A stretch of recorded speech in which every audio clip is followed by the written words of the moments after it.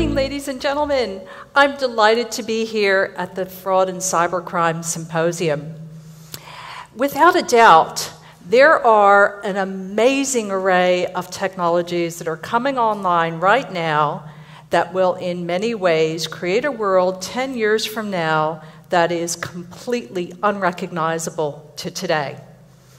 As a futurist, I spend a lot of my time going into research labs around the world and talking to top scientists and startup companies about the innovations that they're working on, and then helping my clients to understand what that means to their business. Working with them on innovation strategies and looking at ways that these technologies can be used to help them make money, save money, or solve a problem.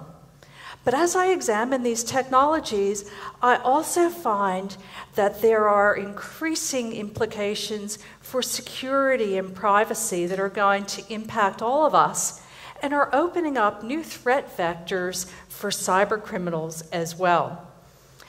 Industries like healthcare, agriculture, manufacturing, transport, and logistics are going to be completely changed by these technologies.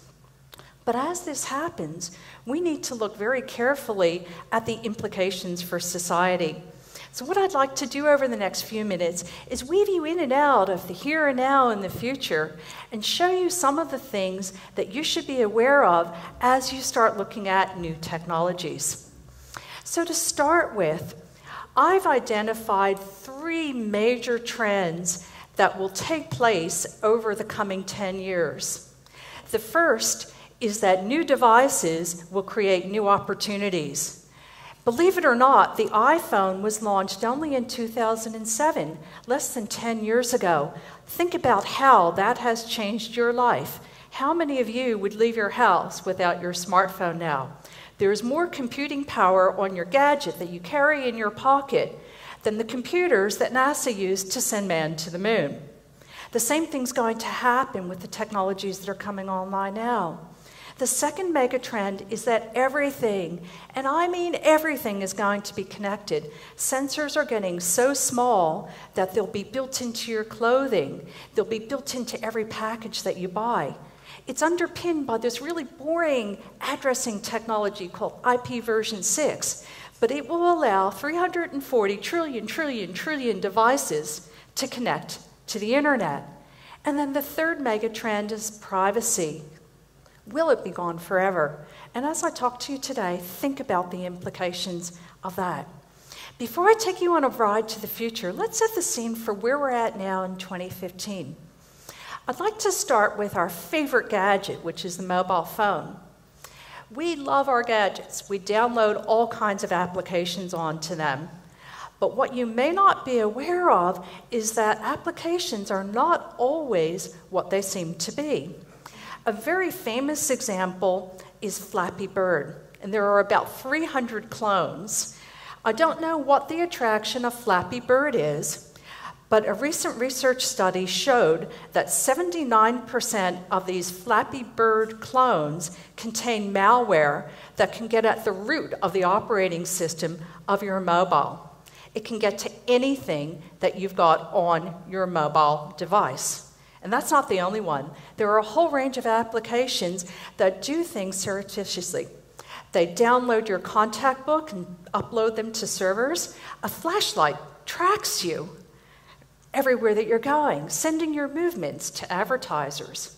Even an app like Snapchat, which was designed to protect your privacy by giving you self-destruct messages, last year their servers were hacked, and it was found that they had uploaded details of close to 5 million people taking their address books without anyone's knowledge. And then there is malware that infects a computer, and from the computer can infect your iOS device. And then there's Wi-Fi hacking. It really is a hostile environment that many people don't think of when they think about security. How many of you have security applications on your phone monitoring what's happening? Probably, well, in this room, given the audience, maybe a lot of you, but in general, very, very few. One of the major trends that's happening with respect to smartphones and credit cards is contactless payments. I'm sure you've all heard of PayWave. It uses a technology called Near Field Communications, or NFC, to let you wave a device and conduct a transaction, sometimes requiring a PIN, but not always requiring a PIN. The technologies that you see on the credit cards are also coming to your smartphone on this environment where you might have hostile malware. There are applications like Apple Pay that use the same sort of contactless technology.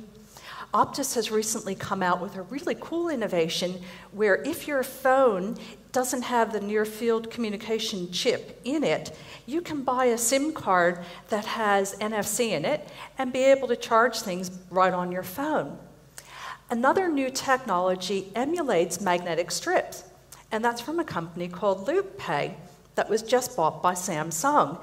And what it will allow you to do is wave your phone near any traditional terminal, and it makes it seem like you've run through a magnetic strip.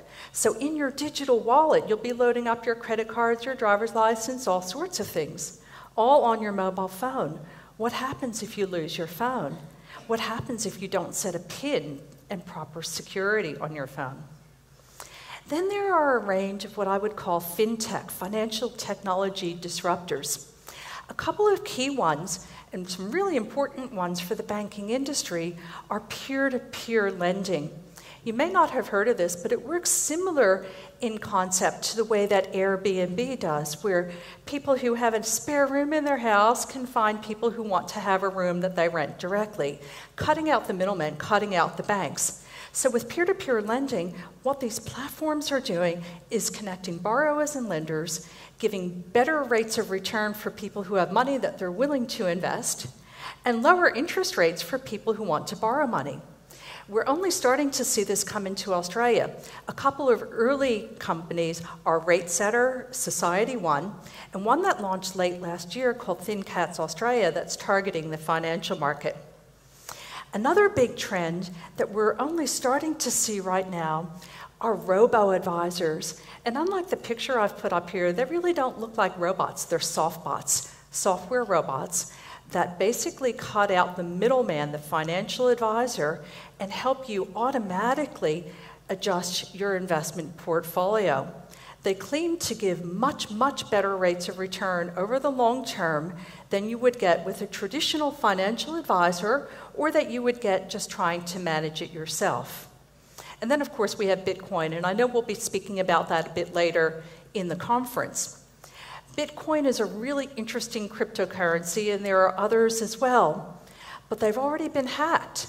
There was a big case about a year ago from a company called Mt. Gox, where over 500 million was stolen. And just a few weeks ago, the CEO of that company was arrested in Japan. Cryptocurrency is causing a lot of consternation for governments. How do you track where money is? How do you tax it? Some big issues to be thought about.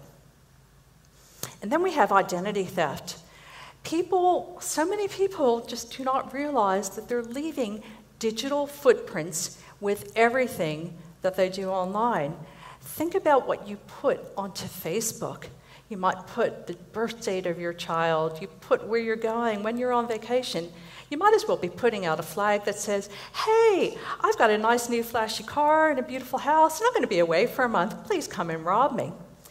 Or you think about the information that a company like Google is collecting because of all the different apps that you use, and they're pulling it together.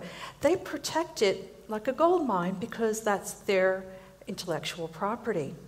But what if someone got your Google sign-in ID and was able to amass all of this information and use it against you? Or worst case, there was a data breach or a hack of a company like Google or Facebook or any other big social media giants. And data breaches happen. Late last year, the US Post Office had a data breach, and details for 800,000 staff members were divulged, including things like their social security numbers, their home addresses, their email, birth dates, all the sorts of things that you would need to commit identity fraud. Here in Australia, we recently passed the data retention legislation, and what that's going to mean is that every ISP and telco in the country, large and small, is going to be retaining what they call metadata from all of your online transactions.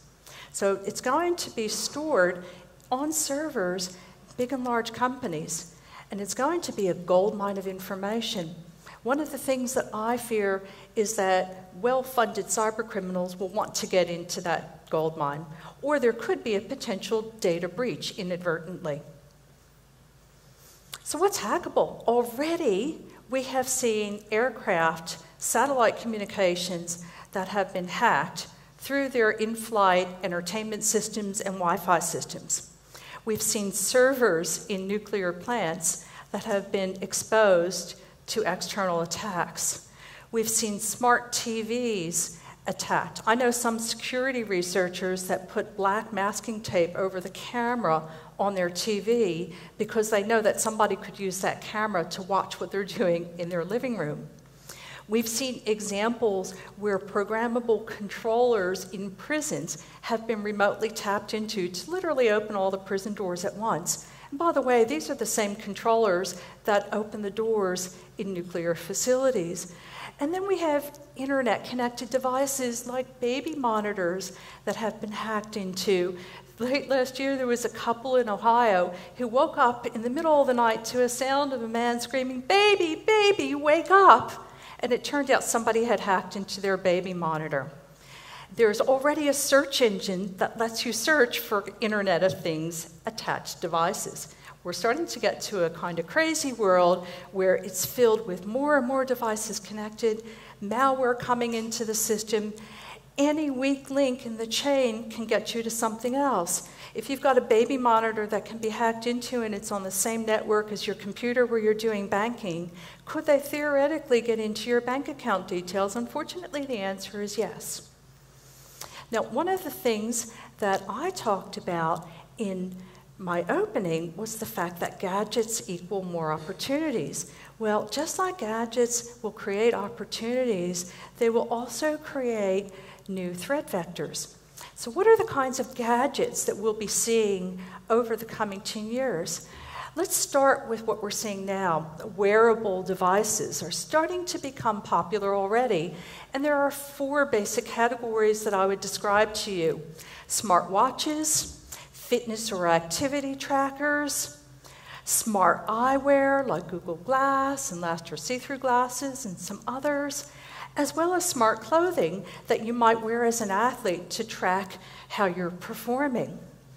Last week, Hewlett-Packard came out with a study looking at the top 10 smartwatches, and what they found was that all of them had at least one vulnerability. Some of them allowed pairing with a device that was not your iPhone or your Android device without any security. And I won't say iPhone specifically because that wasn't one of the issues. But the point is that if you've got smart watches and they can be paired with some other device, what information do you have on there? A lot of them will allow firmware upgrades without encryption. A lot of them don't have any kind of pin or locking mechanism, so if you dropped your watch or it was taken off of somewhere that you've left it, people can find out all of the information that you have on there. Another really game-changing technology that I think will shape our lives over the coming 10 years is augmented reality. And I'll show you a couple of examples in these pictures. What I'm talking about with augmented reality is the ability to add a contextual overlay to the things that you're seeing, and there are many, many applications. One example would be if you're wearing glasses or perhaps on the windscreen of your car, having a projection of the navigation directions, similar to what you might see in a nav system, but without having to look down at a nav system, or you might just be walking and you're not looking back and forth at your phone. There are industrial applications for this as well. The pictures that I've shown on the bottom left show an innovation from CSIRO, where if you've got, let's say, a specialized aircraft that needs to be maintained, and you've got a worker in the field who's not trained on that particular platform, they might be wearing these special goggles, but what they see is also shown to an expert back in headquarters who has all the manuals and can see in real time what the remote worker is seeing. and say to that worker, put the plug in over here. And what the worker sees is that little orange hand pointing at the exact place where the plug is supposed to go. You can imagine the implications of this are very, very useful for industry. And it's actually one of the big areas where augmented reality is already starting to take off. But there are lots of applications. Another one that you might be able to relate to is, let's say you're touring archaeological ruins and you're trying to imagine what this might have looked like 500 years ago. Well, just hold up your smartphone, or if you're wearing glasses, you can see what this building looked like. But you don't necessarily need glasses. CommBank has launched a really cool app about a year ago, which is a property locator device which uses the camera in your phone along with GPS, and you literally point it at any house and it will tell you the address of the house, when it was sold, how much it was for, information about it, some really amazing things. Another innovation that's going to shape our world is the introduction of very, very high definition 3D cameras. An example is the Intel RealSense chip. It's a chip that will be fitted into all kinds of phones and tablets and laptops. It is so sensitive that not only can it recognize faces, it can recognize your mood. It can recognize how you're reacting to things. It's sensitive enough that if you were to hold up a rubber ducky, it could take that, put together a 3D file, a CAD file, send it to a 3D printer, and have it print out. Sensitive enough that you could actually use gestures to control your computer or to manipulate an object. And technology to do a green screen effect, to take out this background and insert me into a Skype call. Match that with augmented reality and you start to get some really interesting connotations. So one of the things that has happened is that there's a big push to take these smart glasses and put them into smart contacts and combine the technology of augmented reality and ICT communications with biotech.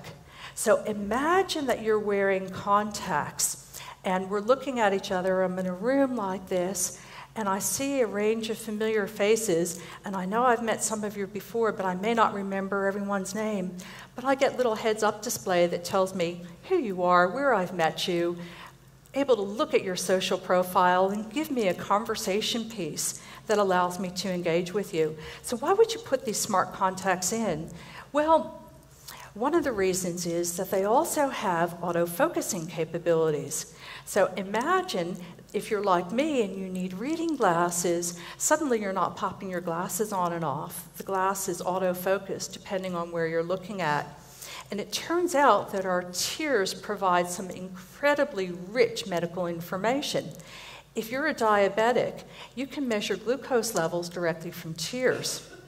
You can also pick up biomarkers for a whole range of cancerous and precancerous conditions and monitor, let's say, whether a cancer patient is still in remission. They're even looking at applications where you can dispense drugs directly through the contacts. Now you can imagine having this kind of capability where in the Google patent, if you want to take a picture, you just blink twice. How would you know if someone's wearing these and they're starting to take pictures of you or film you? We're getting into a bit of a brave new world here, and with all of this external information that you can pull together, identity fraud through social engineering is going to become much, much easier. And by the way, by the time something like this comes on market in about 7 years, these opaque bits are going to be translucent, most likely made out of graphene. So let's talk a little bit more about healthcare and embedded technology. We're already using fitness trackers. The problem is that every device and gadget that we have has its own data repository. And to solve that problem, companies like Apple and Google are putting together apps like HealthKit and Google Fit that will allow you to take the information silos and integrate them together. The question is, if these apps are malware, some of them may be, what happens if someone hacks into or gets a hold of all that information? Can criminals do something bad to you if they have a whole range of information about your health? And it's not just wearables, it's implantables too. Implantables, in a surgical sense, provide a very, very real benefit for many people around the world. And they're fitted with wireless technologies, two-way communication. It makes sense. You don't want to be cut into just to have your heart pacemaker fixed. Unfortunately, wherever you've got two-way communications, there are always criminals that are ready to take advantage of it. In this case, there were white hat researchers, and about 2 years ago, one of the researchers found that they could hijack a pacemaker and deliver an 830-volt jolt to someone's pacemaker, enough to kill you. Another white hat researcher, who happened to be a diabetic, decided to look into the safety of insulin pumps. And what he found was that from up to 500 feet away, half a mile, they could deliver fatal doses of insulin. Remote assassination through medical devices has suddenly become a reality. Now, right now, people implant devices when they have medical conditions.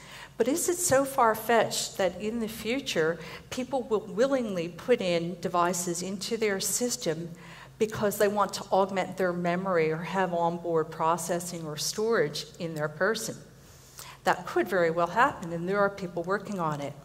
But you don't even have to go that far in the future. Anybody here heard of the Proteus pill? The Proteus pill is already FDA approved. It's a tiny sensor, smaller than the head of a pin and getting smaller and smaller every year, that is embedded in a pill that you take. It gets activated by gastric acids. It communicates with a skin patch that you might wear, like a Band-Aid on your skin, which in turn communicates with your smartphone. It's really useful for someone like an elderly patient who may forget to take medicine, and a carer, whether it be a loved one or a doctor, needs to monitor how much medication they've taken. But there are implications of this as well. There are lots of other uses. I'd like to show you just a quick video of one of the other uses of this ingestible pill. Forget the blue pill and the red pill. In a wild futuristic innovation, Motorola... Imagine you take these devices, they stay in your system for about 2 weeks, and then through your natural digestion process, they eliminate. But what would happen if someone were to harvest these eliminated transmitters and you've got them as your biometric password? Is there a threat that could be obtained from this same vector that we're using to help monitor our health and make ourselves more secure? And the answer is, if there's money at the end of the chain, there'll always be a cyber criminal that's willing to play around and see if that will happen. Another amazing technology is 3D printing, and I wish I had more time to talk to you about the implications of it. But in the healthcare space, we're already 3D printing stem cells. We're printing cartilage. We're printing 3D images of unborn fetuses. We're printing from MRIs and CT scans, complete facial and skeletal structures, and fitting in replacement titanium jawbones. Some pretty amazing technology. But this is only the start. Where we're going with this is what we would call bioprinting, and that is the actual printing of living organs. Please. It's the stuff of science fiction, but experts say that in a few decades, scientists... If you think this is science fiction, think again. There's a company called Organovo in the United States that has already received FDA approval to use liver tissue that they are bioprinting to do drug testing for liver remedy or liver illnesses. Is it possible in the future that a movie like Face Off, which starred Nick Cage and John Travolta, where literally they could have each other's faces on their face, be done using this kind of technology? It's possible.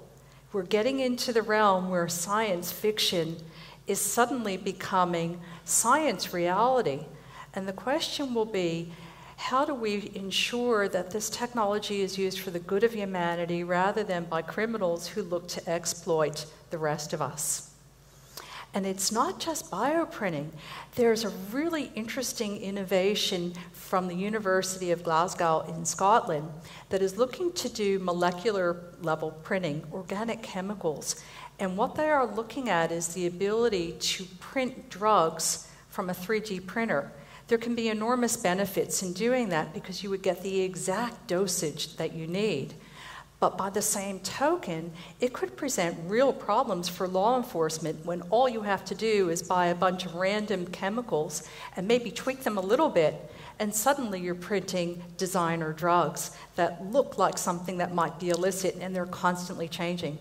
There's the potential for a whole new range of punk chemists to come out there and use these technologies. And then we have home automation. Our homes are getting smarter. We've got cameras that tell us who's outside of our house. We have smart locks. We have smart fridges. Some of the fridges that are available today are like these shown in LG, where they're using a camera to basically show you the contents of your fridge, and you can send a text to your fridge and find out what's in it. But in the future, that's going to change. Instead of using cameras, everything that you buy is going to have RFID chips on the packaging. And your fridge is going to be able to do things like automatically order the staples that you want to have, like milk or fresh lettuce, fresh tomatoes. Last week, I read that Samsung has said that by 2017, 90% of their white goods will be smart. They'll be internet connected. By 2020, 100% of their white goods, and they are not the only manufacturer that is moving in this direction. But if you've got a machine ordering things on your behalf, could something go wrong? Well, last year in Portugal, a smart bot ended up in a bit of an endless loop, and in 1 minute ordered $20,000 worth of a cleaning product. Things can go wrong with software, and not only that, the thing that scares me the most is that security is an afterthought in so many of these Internet of Things devices. It's simply not there or not enabled. And what happens if your home catches a virus? What would you do if you came home, wave your phone at your smart lock, and it doesn't open? Okay, you use your key to get in, and suddenly you find you can't turn on any appliance, and everything in your house doesn't work. And you get ransomware on your phone telling you to pay $100 or $1,000 or some other amount to get in your house. Who are you going to call? You might call the police, but are they going to fix your house for you? Who's going to do that? We're also moving to a world of smart cities where sensors are going to be everywhere. We'll be able to do really smart things like sending refuse collectors to a trash bin only when a sensor says that there's refuse of a certain level to pick up and get rid of. But is there an opportunity for cyber criminals to hack into this interconnected world? Let me share a scenario written by an author by the name of Brian Prophet, and it was called The Internet of Things Might Kill You. So this is in New York City on a hot summer day, the island of Manhattan. The Holland Tunnel is 1.5 miles long. There are 84 massive fans that control air intake, and they recycle the air every 90 seconds. One hot summer morning, all of them stop at the same time. The alarms that are supposed to sound when this happens mysteriously don't go off. The same thing is happening in every tunnel connecting New York, New Jersey. Suddenly, drivers getting woozy from carbon monoxide crash into guardrails, into each other, start falling asleep at the wheel. You can imagine the massive pileups as exits get blocked, cars light a fire, but that's not the only thing that's going wrong. In other thoroughfares, the latest model sports cars suddenly experience tire blowouts. They experience sudden massive bursts of acceleration or steering wheels that no longer work. And the same thing is happening all up and down the East Coast of America. In data centers, suddenly the cooling systems go off. And no matter what the techies try to do, they can't make these cooling systems go back on. So they have to shut down all the servers, impacting the economy throughout the United States, impacting responders like 9/11 or in Australia, 000. What I've just described is a cyber terrorism attack that takes advantage of the fact that everything is going to be connected and security is an afterthought. Now, in that description, I talked about next generation cars. And as much as I'd like to think that we're going to have a future with cool looking cars like this, the reality is they're probably going to look something like this, like the Google car. Not all that exciting look-wise, but with lots of sensors on them. And there are a whole range of different models that we might see, including things like road trains, as I pictured here with the Volvo Platoon. Already in Australia, there's a test happening with Volvo in South Australia in November where they're going to shut down a major highway for a certain period and allow a driverless car to navigate on that highway under Australian conditions. It's not going to be an all-at-once type of thing. What you're going to see is the gradual implementation of what I would call autopilot mode. Already we have cars that are able to do self-parking. This is the next stage, but really what we're talking about are robot-driven cars that are interconnected. They're talking to each other, they're talking to sensors on the road, and they're talking to cloud-based navigation services. But what can happen? Well, already, and this is from last year, QU2 researcher found that the CAN bus, which is the system in cars that controls all the microcontrollers in the different parts of the car, can easily be hacked into remotely, wirelessly. We're putting in all kinds of technologies into our car, but already we're not securing this. Already the cars can be hacked into.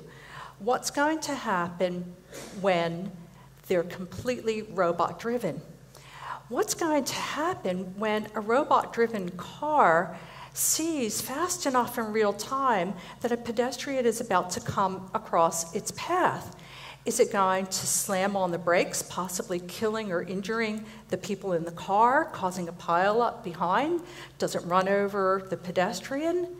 Who makes these ethical decisions? When I talk to roboticists about this, they're very much focused on the technology of the visualization and being able to detect these situations, but the rules or ethics behind it are something that is really being put off to later. Somebody else will solve it.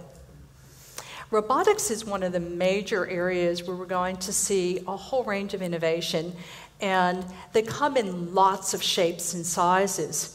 We'll start to see some humanoid-looking robots, but we'll also see things like the picture in the middle, which was designed by the Australian Centre for Field Robotics for Agriculture, that's laden with all sorts of sensors and manipulator arms, able to do things like spot spraying of weeds or pests in agriculture, or picking out the weeds with manipulator arms, or automotive factories like I'm showing in this other picture.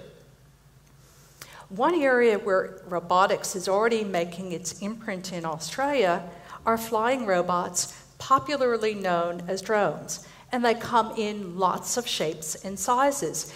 Everything from big fixed-wing aircraft used in agriculture to the drones that we think of with the military to tiny bio-inspired insect-sized drones that if it were sitting on a shelf in your room, would you know that it has a high-definition camera and is filming you? To little hobbyist things. In Australia, we're already using drones for asset inspection, and it makes a lot of sense. It's much cheaper than flying helicopters or sending people to climb ladders. We're using them to inspect oil rigs, utility lines, gas lines, mobile towers, all sorts of things. In the real estate industry, there are many companies that are using drones for videography to be able to create these magnificent views of properties. But sometimes they happen to capture people next door. There was an incident in Victoria not too long ago where a real estate agent was filming a house, inadvertently caught a neighbor nude sunbathing, posted it onto the website before actually looking at what it was they posted, and it caused a major uproar, and rightly so. There are company liabilities that go along with that, and of course it's a massive violation of privacy. Amazon is very serious about using drones to be able to get deliveries to your door within 30 minutes of you ordering it. And I'll say a bit more about Amazon, but I want to show you Netflix's response to Amazon's announcement last year. Here at Netflix, we're committed to cutting-edge advancements in entertainment. Now, obviously, that's a tongue-in-cheek look, but it raises some really important issues of where do we allow these drones to go or not go? Where are the designated delivery drop-off zones? And what would happen if a drone was equipped with something like an explosive and seriously hit a building? Most people thought that Amazon, when they made their announcement of Air Prime last year, was doing a publicity stunt. But 2 weeks ago at a NASA conference, they put a paper together that was a very considered look at segregating airspace, creating highways in the sky for drones, describing different equipment classes of vehicles, different weights, different capabilities, like having onboard sensors to be able to do collision avoidance, having onboard sensors and communication devices to communicate both with each other and in air traffic control. Segregating airspace where 200 feet and below might be used for hobbyists or videographers, and from 200 to 400 feet, you have drones that are flying at high speeds of 100 or more kilometers an hour. Australia needs to be in that discussion.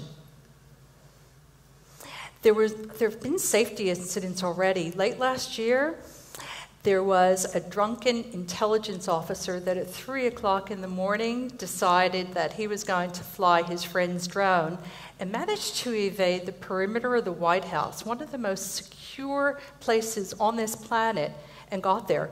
What if this drone was laden with an explosive or some sort of bioagent? Drones have crashed at the top of high-rise buildings on the 30th floor. There have been major incidents in the US that the Washington Post tracked where military-controlled drones had crashed over the last 2 years, and there have been a lot of them, as well as near misses with aircraft. A researcher came out just a few weeks ago with an attack vector for drones that showed how sound waves could be used to impact the gyroscope inside the drone and literally make it crash. So we're starting to see ways that criminals might be able to manipulate these things. And a security researcher in the UK equipped a drone with a flying Wi-Fi hotspot that he was looking to test vulnerabilities in smartphones, and it was pretending to be familiar networks like Starbucks or McDonald's, and getting you to connect to your familiar network. Your phone does it automatically, and lo and behold, you're doing internet banking or Facebook or all these other things, and suddenly that information is available to a hacker using a drone with a flying Wi-Fi hotspot. There have been hacks of robots that are being used for telesurgery. You may not be aware that robotic telesurgery has been happening since 2001, and there are protocols that are used to control the robot and the haptics, the touch and feel that the remote surgeon used. A couple of weeks ago, I read about a hack, luckily by researchers. They were able to stop the surgery in its tracks, but it could get much worse. If you've got control of a machine that's got scalpels and lasers, what harm could you possibly do? And once again, the problem is that security is an afterthought. There are also robots that have been shown to be controlled by thought waves. And I know that sounds really science fiction, but as far back as 2012, researchers in Israel used functional MRI to be able to read the blood flow of their actions like walk, move, turn the arm, lift it up and down. And it felt so real to them from 2,000 miles away. The robots in France, the researchers in Israel, somebody picked up the robot and they're like, "Oi, put me down." It feels real. Could that be hacked into? Of course it can. Will we someday have replicants, what I call fleshbots, combine 3D bioprinting with robotics and artificial intelligence? Will we have creatures like this walking out amongst us? Could they mimic a human and get into places that someone's authorized for, but it's not really them? Artificial intelligence underpins a lot of these technologies. A report by CETA came out about 3 weeks ago, and what they said was that 40% of Australian jobs could disappear by 2025 because of automation. At extreme risks are any jobs that involve drivers, but it's not just blue-collar jobs. Anything that can be automated. The legal profession might be automated. Writing stories might be automated. Dare I say, policing might be automated. Where is this all going? Well, one of the things that artificial intelligence is being used for in the US by IARPA is to be able to detect these massive denial of service attacks or attempts to get into sensor networks in an attempt to stop cybercrime in its tracks. And I think we'd all agree that the scenario I shared of cyber terrorism is one that we definitely would not want to see happen. A system like this could very well prevent that kind of attack, but could it go a step too far? Could we end up in a minority report scenario where suddenly you may be deemed to commit a future crime and you're arrested for something you haven't actually done? We need to think about these things before we put these systems into place. Ladies and gentlemen, we are at a tipping point right now. The technologies that we are deploying have the ability to greatly benefit so many people and so many businesses in so many walks of life. But equally so, they can be abused by cyber criminals. And the biggest threat that I see is that security is an afterthought. Privacy is an afterthought. Ethics are an afterthought. The future that we live in is up to each one of us. Will we allow technology to enrich our lives or enslave us? The choice is ours. Thank you.